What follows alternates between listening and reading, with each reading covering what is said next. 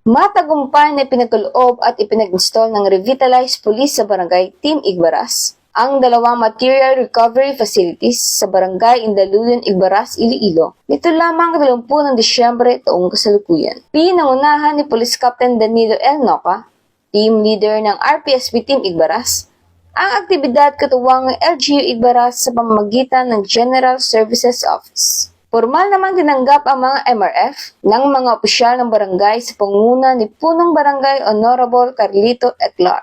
Layunin ng proyekto na mapabuti ang solid waste management sa barangay sa pamamagitan ng tamang paghihiwalay ng basura bilang suporta sa kalinisan, kaligtasan, at pangangalaga sa kapaligiran. Ang mga MRFs ay ganap ng operational at handa ng gamitin ng komunidad. Patuloy na pinatutunayan ng RPSB Team Igbaras ang tapat na serbisyo at malasakit nito sa komunidad sa pagsusulong ng kaligtasan, kaayusan at pagmatagalang kaunlaran sa pamayanan. Bagong PNP para sa bagong Pilipinas, serbisyong mabilis, tapat at nararamdaman. Mula rito sa Western Visayas, ako ang PNN correspondent, Patrolwoman Ninette Sablon, alagad ng batas, tagataguyod ng Balitang Pulis.